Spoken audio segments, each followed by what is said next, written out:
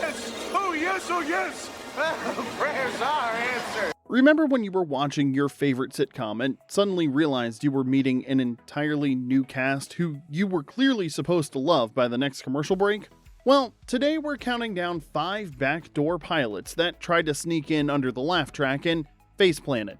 Stick around for number 1 because it was a legendary reset that somehow led to a 7-season hit. Now, before we get started, be sure to hit subscribe, drop a like, and hype the video up. It helps YouTube show it to more retro TV fans just like you. Now, let's get into the countdown with number 5, The Farm, backdoor pilot from The Office, NBC. Remember when NBC looked at Dwight Schrute, the guy who stored beats in his desk and practiced karate in the parking lot, and thought, yeah, this dude could totally carry his own show? Spoiler alert, he couldn't. Now, before we dive into this beautiful disaster, let's set the stage.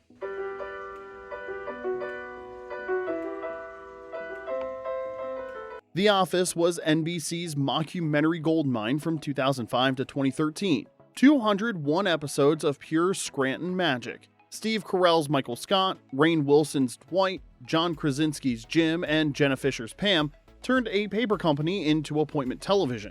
What started as a cult favorite became a cultural juggernaut that basically rewrote the handbook on workplace comedies. But by 2013, NBC was getting a little desperate. Steve Carell had bailed, ratings were sliding, and the rest of their Thursday lineup was shakier than Dwight's farm-to-table business model. Attention everyone, may I have your attention?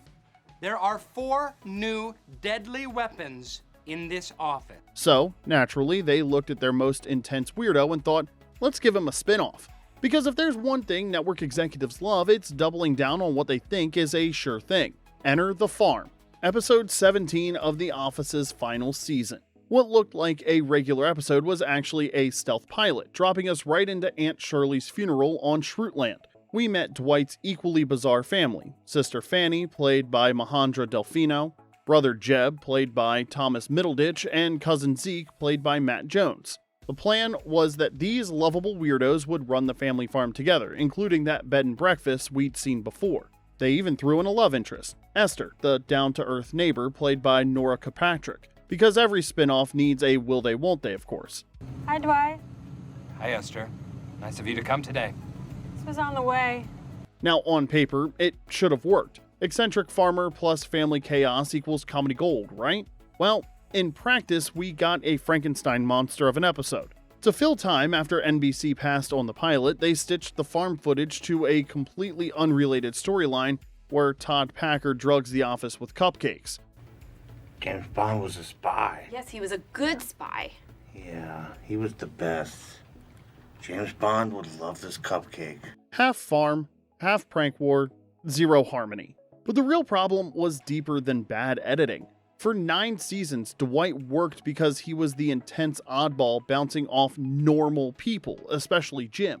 Put him on a farm surrounded by people just as strange as he is, and suddenly the contrast that made him pop just disappeared. It's like putting a neon sign in Times Square. It's still bright, but good luck making it stand out. The behind-the-scenes drama was peak NBC chaos. They filmed The Farm way earlier in the season as the 5th episode, then held it, reworked it, and finally aired it as episode 17. Rainn Wilson was supposed to have a lighter season schedule to prep for the spinoff. When NBC passed, they had to scramble to shoot extra material just to make the pilot footage work as a regular episode. I am going through a 12-step program. I'm currently on step 0, which is have a load of fun. The result was weird continuity gaps, like Angela mysteriously skipping Aunt Shirley's funeral despite them being close. NBC's cold feet made perfect sense though. Dwight Schrute was one of TV's greatest supporting characters, a brilliant agent of chaos who thrived when he had straight men to torture. But carrying 22 minutes a week as the lead, without Jim pranking him and without Michael to worship, the network and the audience took one look and said, that's a hard pass for us. Here's the iconic twist though. The failure actually saved The Office's ending. Instead of limping off to Schrute Farms, Dwight stayed put for the series finale. He got real closure with Jim, finally married Angela, and gave fans the goodbye they deserved. Sometimes a crash spinoff is the best thing that can happen to a great show. Today, The Farm lives in the TV graveyard of what-if shows. A reminder that not every breakout character is meant to break out, and that sometimes the best supporting players should stay exactly where they are. Number 4, Kelly's Kids, Backdoor pilot from the Brady Bunch, ABC. Now picture this. You're channel surfing through Brady Bunch reruns, expecting the usual wholesome chaos about missing footballs and pork chops when suddenly, wham! You get hit with a very special episode about racism and adoption that feels like it wandered in from a completely different show. Well, welcome to Kelly's Kids, the backdoor pilot that tried to drag America's squeakiest clean family into the real world. Let's back up a minute. That's the way they all became the Brady Bunch. The Brady Bunch. The Brady Bunch was ABC's feel-good machine from 1969 to 1974. 5 seasons of aggressively sunny family life where the biggest crises was usually someone hogging the bathroom. Mike and Carol Brady plus housekeeper Alice and those 6 kids we all know by heart created this perfect suburban bubble where problems got solved in 25 minutes and nobody ever stayed mad past the commercial break. It was comfort food TV, designed to make you forget the world had any actual problems, which makes what happened next even weirder. On January 4th, 1974, of the final season of the Brady Bunch, they aired an episode called Kelly's Kids, and suddenly, we met the new neighbors, Ken and Kathy Kelly, played by Ken Berry and Brooke Bundy. They had adopted Matt, played by Todd Lookinland, Bobby Brady's real-life little brother. Matt missed his 2 best friends from the orphanage, so the Kellys adopt them too. Enter Dwayne, a black kid played by Billy Pop Atmore, and Steve, an Asian kid played by Carrie Wong. Boom, a multiracial family in Bradyland. Now, this was 1974. Shows like All in the Family and Good Times were tackling heavy social issues every week, but that was Norman Lear's territory. The Brady Bunch was the show where Mike gave life lessons about the importance of being honest about breaking Mom's favorite vase.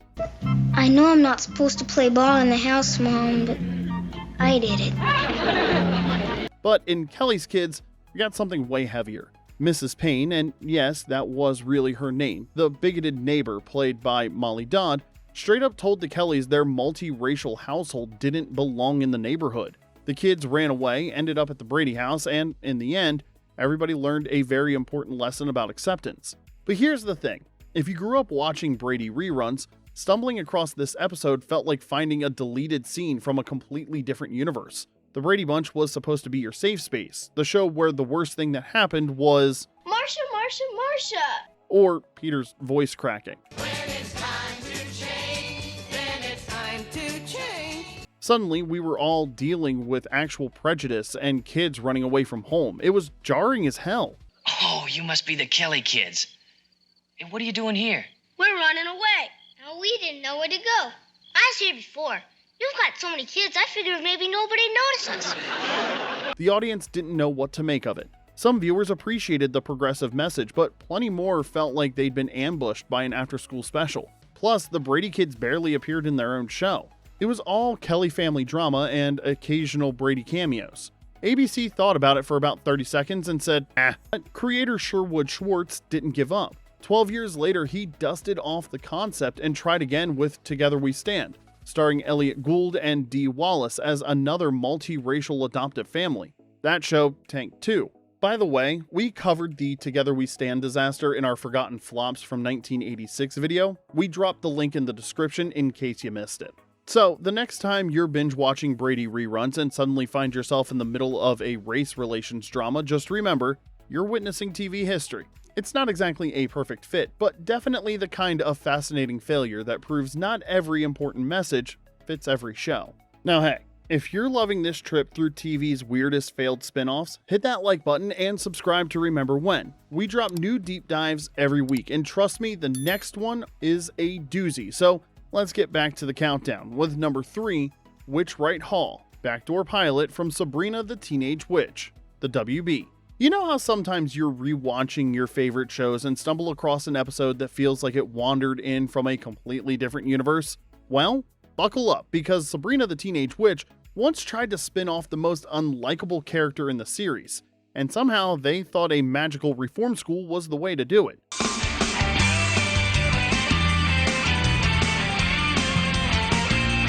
Now let's set the scene. For 7 seasons, Sabrina the Teenage Witch was pure TGIF comfort food.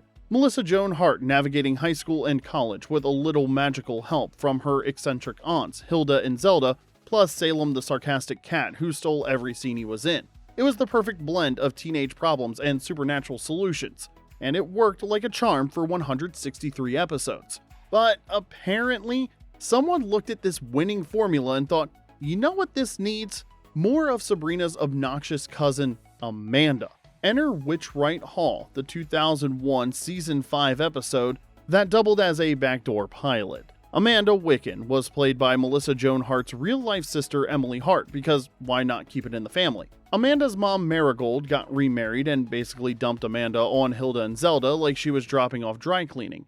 Oh, honey, stop turning the towels into taffy. You remember Amanda? The aunts took one look at this spoiled nightmare and said, nope, this is Sabrina's problem now. Okay, I exaggerated that part a little, but you get the point. So what was the solution? Have Sabrina take Amanda to Witchright Hall, a magical boarding school in the other realm for witches who can't behave themselves. And when I say can't behave, I mean this place was basically supernatural juvie. That's the best you guys can do? And you call yourselves delinquents. I do all right. Forget everything you think you know about magical schools. This wasn't Hogwarts with its cozy common rooms and quirky professors. Witchright Hall was run like a military boot camp, complete with cold showers and drills. Leading this magical detention center was Professor James Hexton, played by Charles Shaughnessy. Yes, Mr. Sheffield from The Nanny. Oh, hi, Mr. Sheffield. Trading in his British charm for authoritarian discipline. Now, here's where it got really weird. Amanda initially got rejected from the school for being too nice. I can't believe you rejected my cousin Amanda. If she's not right for this nut house, who is? Hillary Castback. This crushed her because apparently her life goal was to fit in with a bunch of delinquent witches. So what did she do? She started bragging about embezzling magazine drive money, stealing bikes, and splurging on designer bags. You know, classic villain origin story, except it was supposed to be endearing? The whole concept was incredibly bonkers. The WB wanted to turn this bratty, morally questionable character into a lead, right when the network was pivoting toward glossy teen dramas like Smallville and Gilmore Girls. Plus, Harry Potter hit theaters just months later, completely redefining what magical school should look like. Compared to Hogwarts, wonder, and whimsy, Witchright Hall felt like magical detention. Change him back! Time to put Operation Get This Loser Plumber Out of Our Lives into action. Wine is making me feel so... But wait, it gets better. This wasn't even Amanda's first shot at stardom.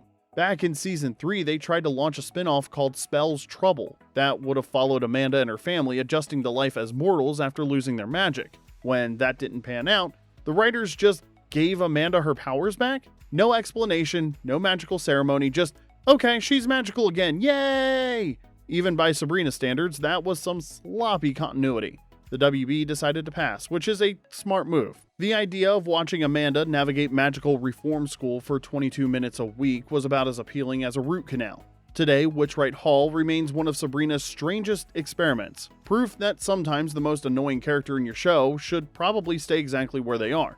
Because as it turns out, there's a big difference between a supporting character who's fun to hate and a lead character you actually want to spend time with. Number 2, the Chatterbox, backdoor pilot from The Nanny. From 1993 to 1999, The Nanny was pure comfort food television. Fran Drescher's nasal Queen's accent and killer fashion sense collided with Charles Shaughnessy's stuffy British producer in the most unlikely rom-com setup ever. Add in Niles, the sarcastic butler, Cece, the Ice Queen, and those 3 Sheffield kids, and you have comedy gold built on rapid-fire one-liners and undeniable chemistry. She was working in a bridal shop in Flushing, Queens, till her boyfriend kicked her out in one of those crushing scenes.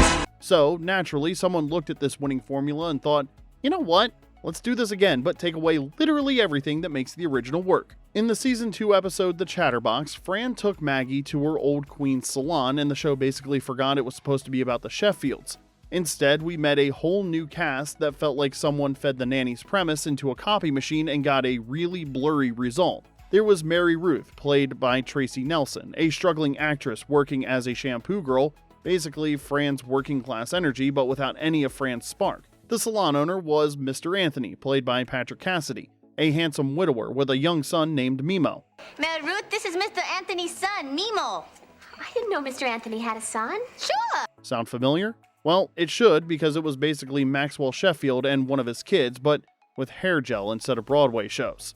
Then you had the quirky supporting cast. Claude, the flamboyant hairdresser, and Kim, the manicurist, with those ridiculously long painted nails. They tried so hard to recreate the ensemble magic of the Sheffield household, but it was like watching a 5th grade theater class perform Hamilton. Here's where it got really awkward. During filming, Tracy Nelson actually called Patrick Cassidy by his real name instead of Mr. Anthony on camera, and they kept it in the episode. Do you sweep? Yes. You're hired. Bless you, Mr. Anthony. When your lead actress can't remember her love interest's character name, that's not exactly a promising sign for future chemistry. The whole thing felt like someone took the Nanny's recipe and substituted all the ingredients with generic store brands. Working class woman meets upper class guy? Check. Precocious kid who needs a mother figure? Check. Workplace ensemble comedy? Check. But here's the thing. Chemistry isn't something you can just copy and paste. And then there was the fundamental problem nobody seemed to think through. If Mary Ruth's dream was to be an actress, how long was she realistically going to stay shampooing hair in Queens? What happens after episode 12 when she books a commercial and quits? Did anyone think about this? CBS got the message immediately and squashed this mess, which was a smart move in my opinion. The Chatterbox disappeared faster than Cece's chances with Maxwell, and none of these characters were ever mentioned again. Fun fact though, the kid who played Mimo, J.D. Daniels, actually appeared in an earlier Nanny episode as a completely different character. Because apparently the only thing more awkward than a failed Backdoor pilot is recycling actors and hoping nobody notices. The Chatterbox remains a perfect example of what happens when you try to franchise magic. Sometimes the recipe just doesn't work at other locations. Number 1, Empty Nests. Backdoor pilot from The Golden Girls. Okay, brace yourself for this one, because our number 1 pick is about to make you question everything you thought you knew about TV spinoffs.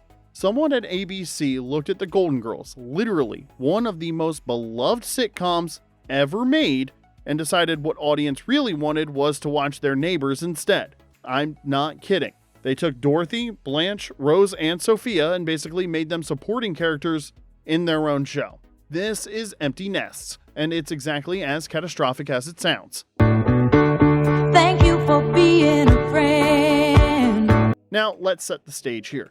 The Golden Girls was NBC's comedy crown jewel from 1985 to 1992. 180 episodes of pure television gold. Bea Arthur, Betty White, Rue McClanahan, and Estelle Getty created this perfect storm of chemistry, delivering razor-sharp one-liners over cheesecake while proving that women over 50 could absolutely dominate primetime. I don't know what happened. I just saw stars and blackness. It was like being at the planetarium. This wasn't just a hit show. It was a cultural phenomenon that won Emmys and changed how television thought about older women. So, creator Susan Harris decided to test the waters with some new characters in the season 2 finale. The idea made sense. If the Golden Girls formula worked, why not try it with different people? Spoiler alert, it really didn't work. At all. In May of 1987, the season 2 finale Empty Nests tried to launch a spin-off by introducing the Corliss family. Neighbors we'd never heard of who suddenly became the main characters. George and Renee Corliss, played by Paul Dooley and Rita Moreno, were dealing with empty nest syndrome after their daughter left for college. There was also Renee's brother Chuck, played by Jeffrey Lewis, and their nosy neighbor Oliver, played by David Leisure, rounding out what was supposed to be the new sitcom family. But here's the thing about the Golden Girls. People didn't tune in for the Miami real estate market. They came for Dorothy's sarcasm, Blanche's romantic adventures, Rose's St. Olaf tales, and Sophia's razor-sharp zingers. Suddenly, shoving these beloved characters into the background to focus on strangers, well, that's like going to see the Beatles and getting the opening act for the entire concert. Even the cast knew this was a disaster. Rita Moreno, who won an Oscar, Emmy, a Grammy, and a Tony, the full EGOT, later called it a very, very bad show. Now, when an EGOT winner says your show is bad, that's not a good sign. What happened is that Susan Harris, the head writer, got frightfully ill during that 1 week we were putting the pilot together, and couldn't do rewrites, and it really, really, really needed rewrites badly. The production was such chaos that by the time they started filming, the The script had been rewritten so many times that Moreno couldn't even remember her first line. Think about that. Rita Moreno, a seasoned professional who's worked with everyone from Elvis to Spielberg, was stumbling through her dialogue because nobody could decide what the show was supposed to be. Every day they kept changing my character to the extent that by the time we got to do it in front of an audience, I couldn't remember line one because the attitudes had changed so many times. And if the behind-the-scenes drama wasn't enough, they even botched basic continuity. At one point, Renee and the girls decided to watch A Nightmare on Elm Street 4, a movie that wouldn't be released for another year. It was like they were trying to fail on every possible level. Audiences hated it. Test screenings bombed, critics roasted it, and worse, the chemistry between Dooley and Moreno was non-existent, and everyone could tell the Golden Girls themselves looked uncomfortable with the whole thing. But here's where it gets interesting. NBC didn't completely give up. They took the basic concept, scrapped everything else, and in 1988 launched Empty Nest, no S this time, with Richard Mulligan as a widowed pediatrician whose 2 adult daughters had moved back home. They kept David Leisure but completely rewrote his character as Charlie, an annoying cruise ship worker, and you know what? It worked. Empty Nest ran for 7 successful seasons and even spawned its own spinoff, Nurses. The lesson is that sometimes the idea isn't wrong, but the execution is so spectacularly bad that you have to blow everything up and start over. The original Empty Nests remains one of television's most legendary misfires. Proof that you can take the most beloved show on TV and completely destroy it in 30 minutes if you forget why people loved it in the first place. It's the ultimate reminder that when something's working perfectly, maybe it's just best to leave it alone. And there you have it. 5 times TV tried to slip a brand new show into your weekly comfort watch and you politely changed the channel. Which ones do you remember watching live? Did any of these deserve a second shot, or were the networks right to pass? Which ones did we miss? Let us know in the comments section below, and if you want more deep dives into TV's best misfires and happiest accidents, be sure to subscribe and ring that notification bell. We drop new videos every week. Until next time, this is Remember When.